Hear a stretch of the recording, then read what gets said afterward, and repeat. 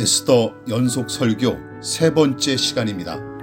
오늘은 에스더서 2장 8절부터 20절 말씀, 에스더서 2장 8절부터 20절 말씀의 내용을 가지고 함께 은혜를 나누도록 하겠습니다. 먼저 본문을 봉독하겠습니다. 왕의 조서와 명령이 반포되매 처녀들이 도성 수산에 많이 모여 헤게의 수하에 나아갈 때에 에스더도 왕궁으로 이끌려가서 궁녀를 주관하는 헤게의 수하에 속하니 헤게가 이 처녀를 좋게 보고 은혜를 베풀어 몸을 정결하게 할 물품과 일용품을 곧 주며 또 왕궁에서 을에 주는 7 궁녀를 주고 에스더와 그 궁녀들을 후궁 아름다운 처소로 옮기더라. 에스더가 자기의 민족과 종족을 말하지 아니하니 이는 모르드게가 명령하여 말하지 말라 하였음이라. 모르드게가 날마다 후궁 뜰 앞으로 왕래하며 에스더의 안부와 어떻게 될지를 알고자 하였더라. 처녀마다 차례대로 아하수에로 왕에게 나아가기 전에 여자에 대하여 정한 규례대로 12달 동안을 행하되 6달은 몰약 기름을 쓰고 6달은 향품과 여자에게 쓰는 다른 물품을 써서 몸을 정결하게 하는 기한을 마치며 처녀가 왕에게 나아갈 때에는 그가 구하는 것을 다 주어 후궁에서 왕궁으로 가지고 가게 하고 저녁이면 갔다가 아침에는 둘째 후궁으로 돌아와서 비빈을 주관하는 넷이 사하스가스의 수하에 속하고 왕이 그를 기뻐하여 그의 이름을 부르지 아니하면 다시 왕에게 나아가지 못하더라. 모르드게의 삼촌 아비가일의 딸 곧 모르드게가 자기의 딸같이 양육하는 에스더가 차례대로 왕에게 나아갈 때에 궁녀를 주관하는 넷이 헤게가 정한 것 외에는 다른 것을 구하지 아니하였으나 모든 보는 자에게 사랑을 받더라. 아하수에로 왕의 제7년 10월 곧 뎃벳월에 에스더가 왕궁에 인도되어 들어가서 왕 앞에 나가니 왕이 모든 여자보다 에스더를 더 사랑하므로 그가 모든 처녀보다 왕 앞에 더 은총을 얻은지라.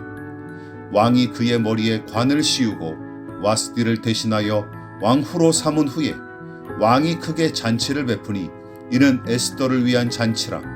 모든 지방관과 신하들을 위하여 잔치를 베풀고 또 각 지방의 세금을 면제하고 왕의 이름으로 큰 상을 주니라.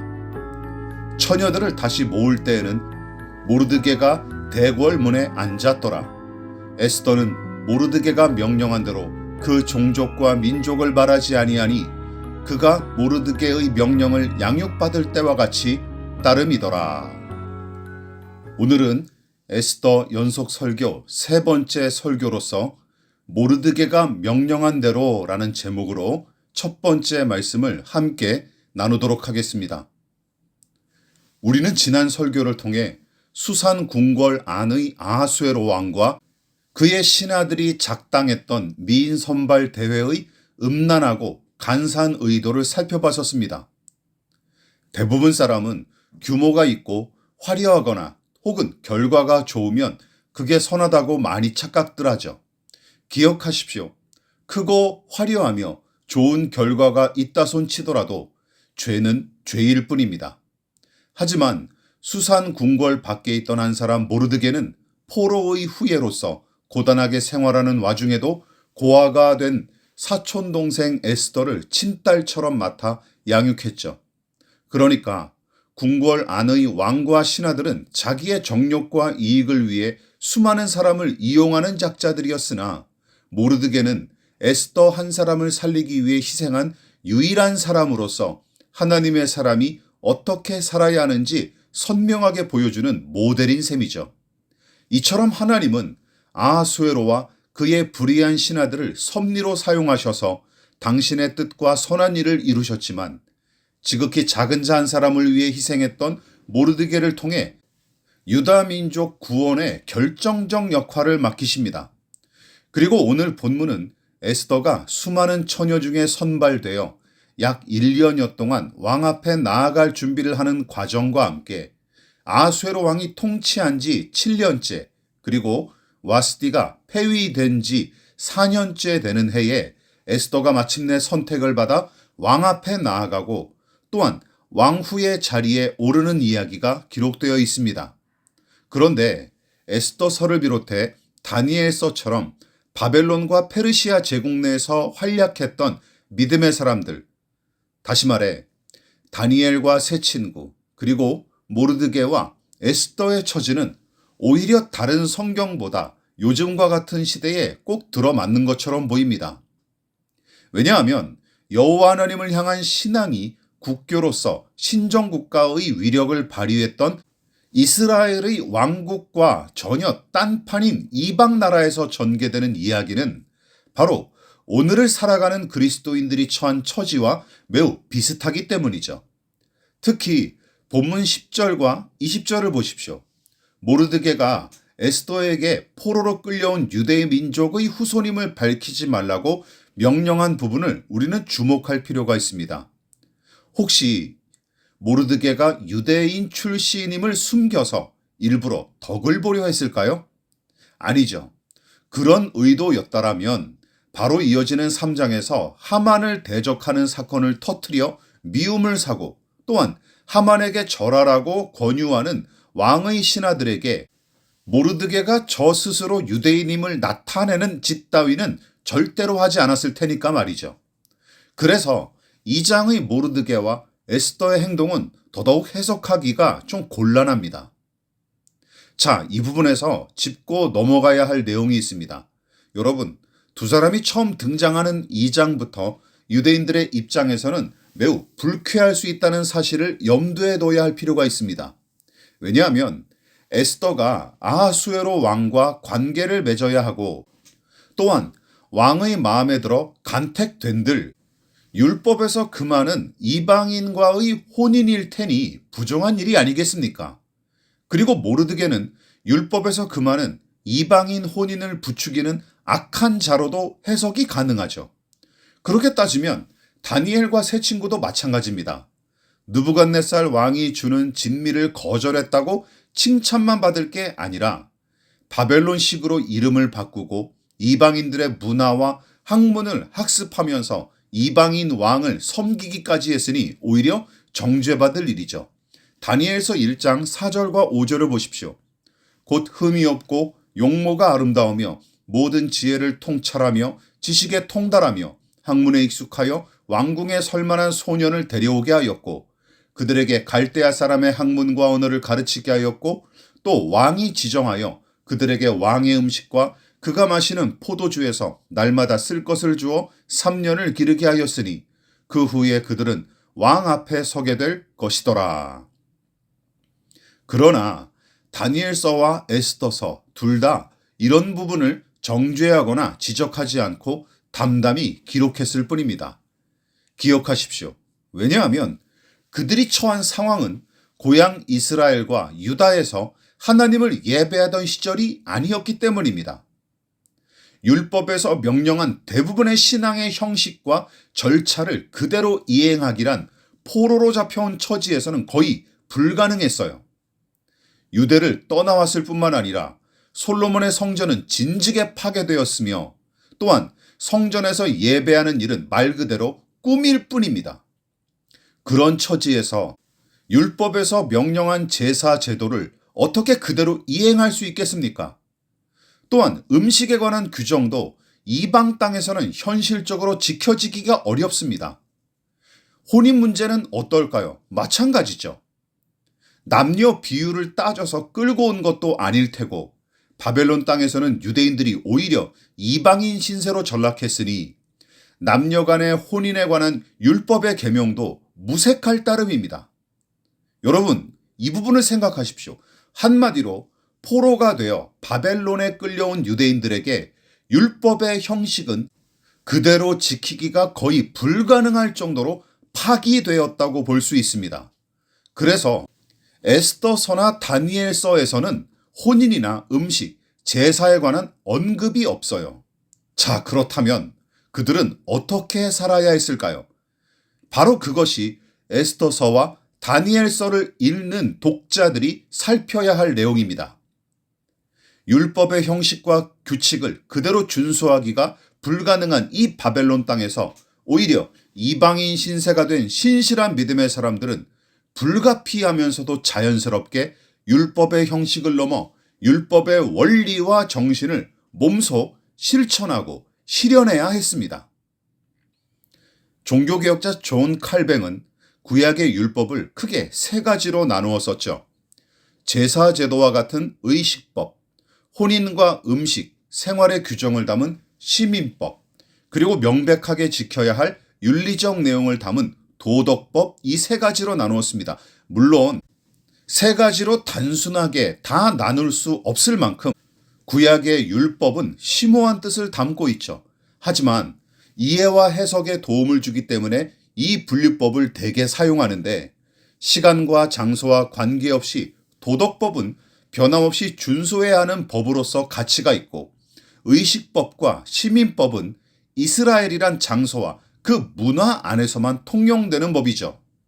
게다가 개혁가들은 이러한 율법의 계명을 구원하실 메시아의 그림자와 모형으로 해석했던 것이죠.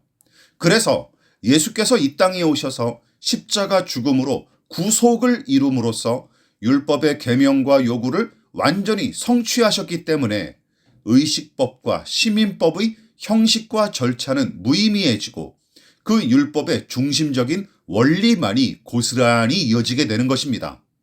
이 사실을 히브리서가 잘 기록했어요. 히브리서 8장 5절을 보십시다. 그들이 섬기는 것은 하늘에 있는 것의 모형과 그림자라. 모세가 장막을 지으려 할 때에 지시하심을 얻은 것 같으니 이르시되 삼가 모든 것을 산에서 내게 보이던 본을 따라 지으라 하셨느니라. 10장 1절을 보십시오. 율법은 장차 올 좋은 일의 그림자일 뿐이요 참 형상은 아니므로 해마다 늘 드리는 같은 제사로는 나아오는 자들을 언제나 온전하게 할 수 없느니라. 여러분, 그러나 에스더서의 기록은 예수께서 성육신 하시어 이 땅에 오시기 약 500여 년 전에 벌어진 사건이에요. 그러므로 오늘날의 신자들처럼 예수께서 이루신 일과 가르치신 말씀, 또한 사도들을 통해 정립된 바른 교훈의 토대 위에서 예배하고 신앙할 수 있는 상황이 절대 아니었습니다. 따라서 더 하나님을 섬기기가 어려운 시기였음이 틀림없어요. 그렇다면 율법의 형식과 절차가 폐기됐다고 해서 그들의 신앙심이 사라졌을까요? 아니죠. 모르드게와 에스더가 사는 페르시아에서는 이스라엘 땅에서 시행되던 제사제도와 같은 의식법과 음식과 혼인의 규례와 같은 시민법은 아예 지킬 엄두도 내지 못하는 비극적인 상황이었지만, 틀림없는 또 한 가지 사실은 하나님께서 거기서도 살아계시고 역사하신다는 사실입니다. 따라서 부정할 수 없는 이 두 가지 분명한 사실이 충돌하고 갈등을 일으키던 시기가 바로 포로 시대였던 것이죠. 의식법과 시민법을 지킬 수 없는 처지라고 해서 하나님이 돌아가셨거나 부재하신 게 아니지 않습니까? 예루살렘 성전이 파괴되고 제사를 드릴 수 없다고 해서 하나님이 사라지시거나 패배한 게 아니지 않습니까? 여전히 하나님은 살아계셔서 그들의 역사를 주관하고 계셨습니다. 그래서 모르드게와 에스더가 처한 상황은 부득이하게 율법의 의식과 형식을 초월하여 율법의 참 의미와 원리를 이해하고 적용해야 하는 때였던 것이죠. 모르드게가 에스더에게 유대 민족 출신임을 숨기라고 조언한 가르침도 그런 맥락에서 풀어보고 또한 해석해야 합당합니다. 왜냐하면 율법의 의식법과 시민법 차원에서 모르드게와 에스더가 행한 일을 판단하자면 그들도 명백히 불법을 행했기 때문입니다. 게다가 두 사람이 행한 일과 금한 일이 일정한 기준도 없죠. 그렇다면 두 가지 가능성이 제기될 수 있습니다. 먼저 본문의 이야기를 주도하는 모르드게는 물론이고 다니엘서의 주인공 다니엘이 율법에 미숙하여 그들이 이해하고 아는 부분에서만 순종했을 것이라는 가능성이죠. 본문의 상황을 예로 들자면 모르드게는 이방인과의 혼인을 금지하는 규정과 또한 음식 규정에 대한 율법을 잘 몰라서 간과한 거고, 우상숭배 금지에 대한 율법만 알고 있었던 까닭에 3장과 같은 사건을 벌였다는 해석은 억지스럽죠. 모르드게가 아무리 포로의 후예라지만 이 정도의 신앙적 결단을 감행하는 사람이라면 율법에 익숙하고 능통한 사람일 뿐만 아니라 큰 확신에 서야 가능한 일이었으므로 설득력이 매우 떨어집니다. 그렇다면 혹은 모르드게가 에스더를 통해 더 높은 자리에 올라 권력을 쟁취할 목적으로 비밀에 붙였다고 해석하는 건 역시 무리죠. 그러려면 3장에서 하만에게 절하지 않아 문제를 일으키거나 유대인임을 스스로 자처하는 일 따위는 절대로 하지 않았을 것입니다. 그러므로 이 해석은 더더욱 말이 안 됩니다. 자, 그렇다면 무엇일까요? 결론은 이렇습니다. 모르드게가 에스더에게 명령한 이 조치는 바로 율법의 의식을 뛰어넘어 율법의 원리와 정신에 따라 하나님과의 충만한 관계 속에서 그 상황에 맞게 결정한 일이라고 보아야 가장 타당합니다. 그러니까 율법의 의식을 그대로 준수할 수 없는 처지였지만 율법의 정신을 따라 살아가는 일은 가능했다는 뜻입니다. 제사법대로 제사할 수 없지만 하나님을 어떤 모양으로든 예배할 수 있었던 것이죠.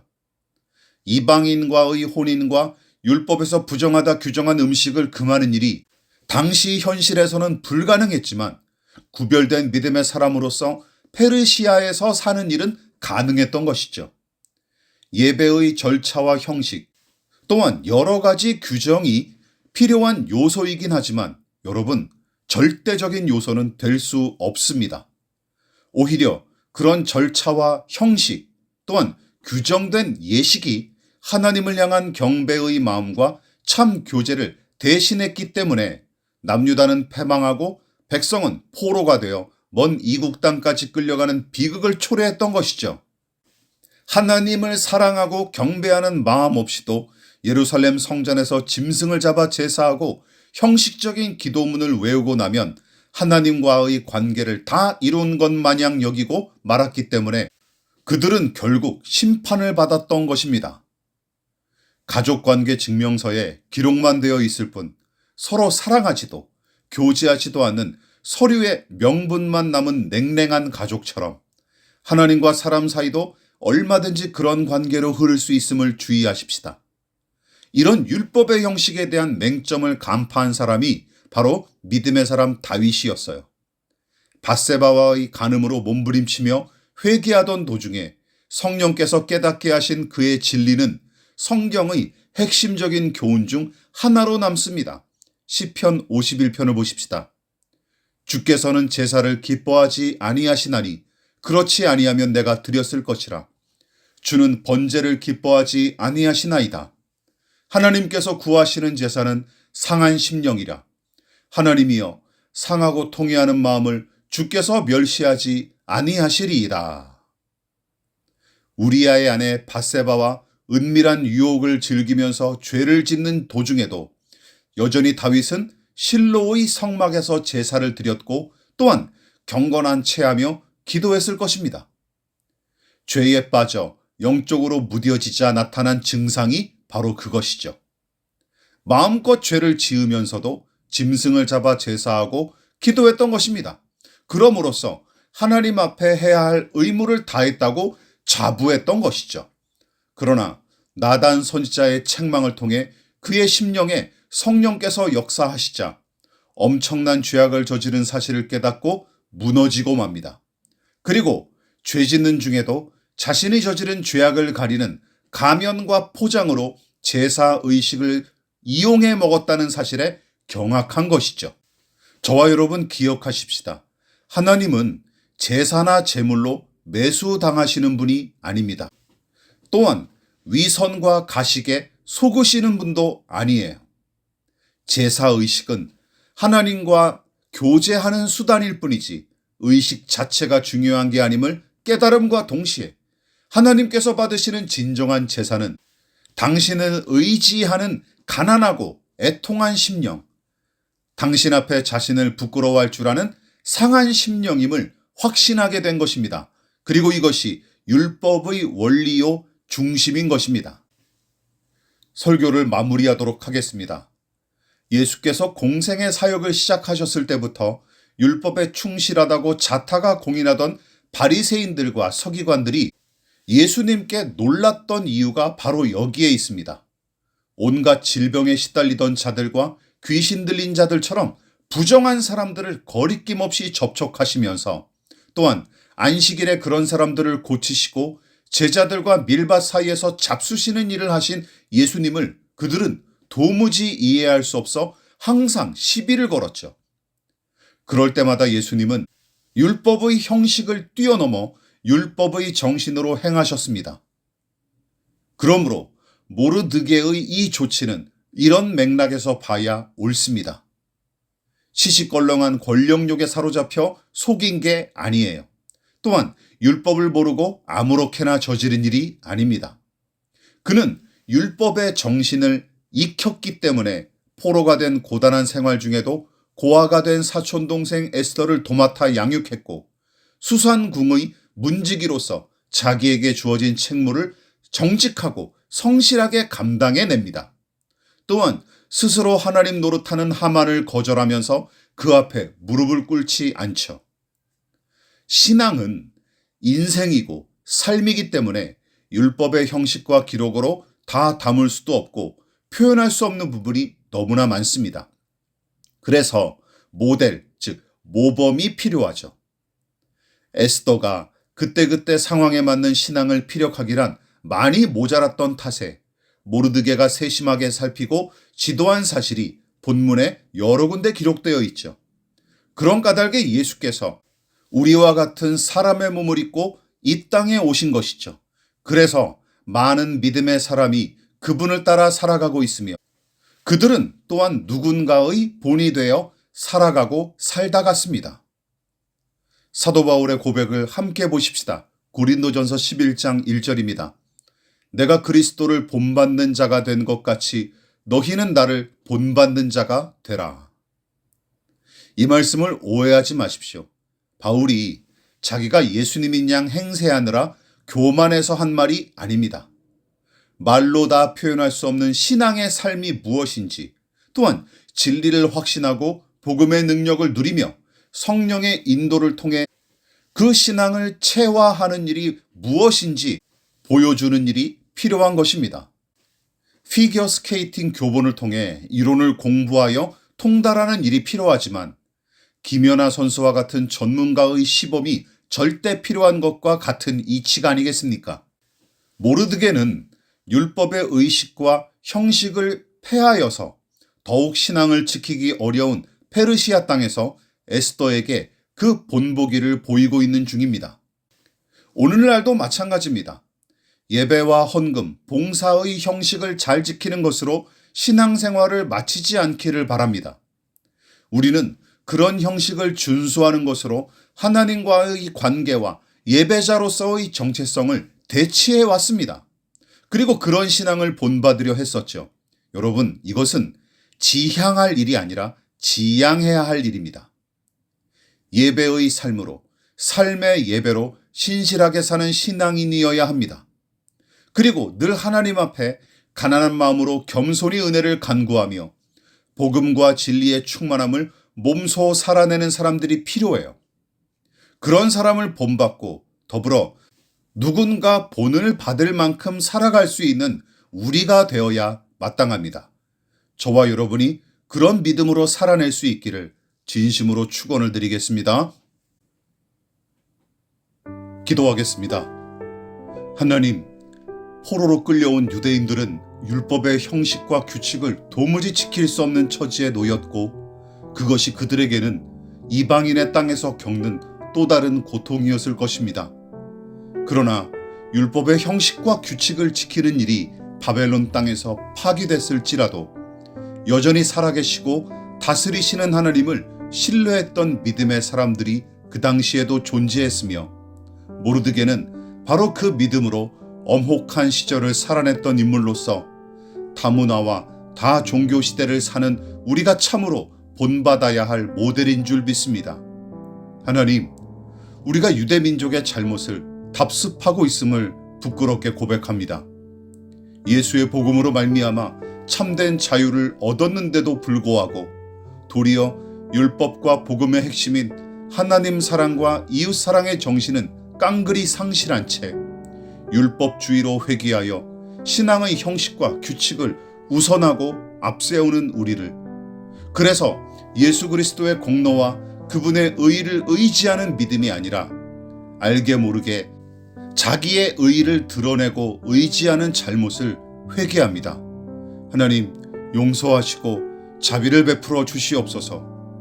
또한 하나님, 우리의 약함과 가난함을 직시하고 상한 심령으로 주님만 의지하게 하옵소서. 줄이고 목마른 존재임을 알고 오직 구원과 생명의 원천이신 주님만 의지하는 당신의 백성 되게 하옵소서. 그리고 누군가의 좋은 본보기가 되는 신앙의 선배, 믿음의 어른 역할을 제대로 감당하도록 지혜와 능력을 더하여 주옵소서. 율법을 초월하여 아버지 하나님의 뜻을 온전히 이루시고 모든 믿는 자의 본보기가 되신 예수님의 이름으로 기도합니다. 아멘.